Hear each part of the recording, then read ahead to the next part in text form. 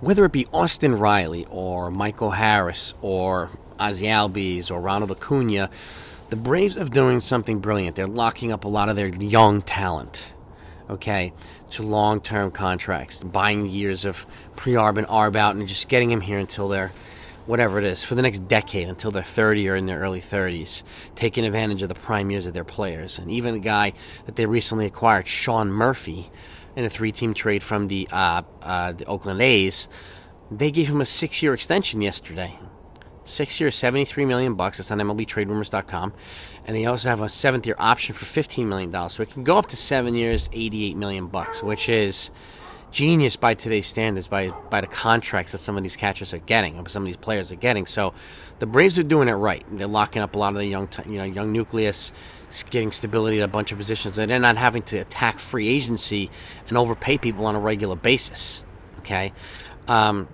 If I'm Brian Cashman and the Yankees, I'm looking at these guys and saying, you know what? If Oswaldo Cabrera or Anthony Volpe or Oswald Peraza, or other guys too, when they come up, Austin Riley or Austin Wells and some of these other folks turn out to be the real deal, especially have a good first year, it might be wise to lock these guys up long term. Okay, take advantage, buy some pre-arb years out, buy some arbitration years out, and even tack on a few years. Get them here until they're 30. That way, you're not having to buy these long-term deals for the majority of the wrong side of 30. Take advantage and pay good money for the younger years, the prime years. It's a good. Not only is it a good gesture to show loyalty to your players, but it also gives the Yankees some stability at a bunch of positions. So they're not having to do this dance every year and get beat by other teams that overpay for certain players in free agency.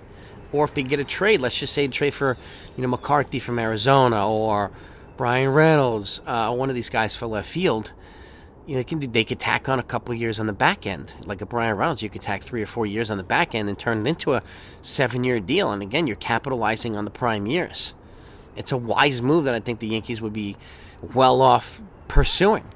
And again, because how many times are they beaten out by people in free agency or in the trade market? They got beat out already this year in the left field free agency market for Dalton Varsho in a trade. So some of the guys that they were targeting, some of the prime targets, they were beat out. And again, I understand too, there are certain positions where people are just the shortstop market this year was insanity.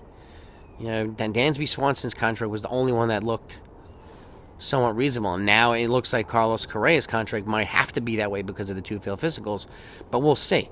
But again, if I'm Brian Cashman, I think it'd be a really good idea to look at this and say, you know what, if Volpe's this good, we got to lock him up.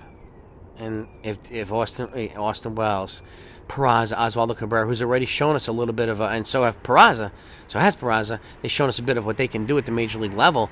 If they do it over a full season again, it would be a good idea instead of having to let them get that much more expensive through pre-arb and arb and then wind up doling out these monster contracts. So this is a good model, I think, that the Braves are putting forth here, and again, locking up a young nucleus. And to me, it's smart business. I don't know what you think, but give me your opinion in the comments as well.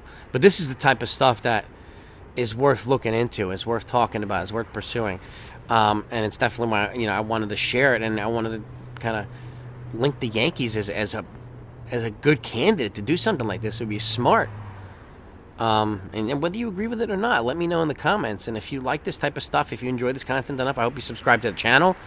And if you don't want to miss out on any breaking news, that's stuff that happens live, and make sure you hit the notification bell as well. I thank you for both. But this is the type of stuff that I find fascinating because of the Braves have been doing this for the last couple of years, locking up their star players. Acuna signed about, I think it was a 100-year deal. Could you imagine if he signed now as a free agent? He was healthy and productive. It'd be $200+ million or whatever. So it would save the team a lot of money over in the long haul. And again, you'd be giving the kids more because arbitrations, obviously, they're on the cheap for the most part unless they come to some agreement.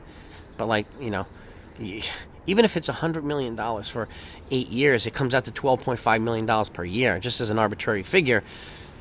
And you get a lot of production out of these guys. And you have average players now making $100 million. You have decent players making $200. So it's It's just the way that it is. So, I mean, I think it's a good model looking forward.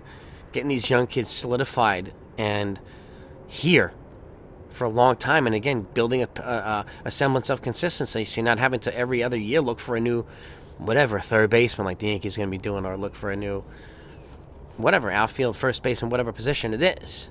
Get some stability here. I mean, Sean Murphy will be there for the next 6 or 7 years. Austin Riley for the next 8 or 10. Michael Harris for the next 8 or 10. Acuna for the next 8 or 10. Albius, like, you have your core players there. And to me, I think that's a great thing. So if I'm the Yankees, I'm hoping, really, really hoping that they pursue this. And again, give me your feedback. I want to know what you think about this, because this to me is good stuff. And happy, what's today? Tuesday morning? Happy Wednesday. It's really cold out today. So, New York is a cold place. But anyway, hope you have a great week, and I hope you're enjoying a wonderful holiday again. And we're gonna go live on Friday this week instead of Saturday, just to be respectful of people, New Year's Eve celebrations and whatnot. So if you're around and you want to hop on, hope to see you there. We'll talk some more baseball. We'll go over the fine, the hot stove, the rumors, and everything else, because it is still heating up. There's a lot of talk from a lot of different areas about certain players. So, and it's you don't know what to believe. You don't know what to believe. So we'll get into everything. So, but have a great day, everybody. Talk to you next time.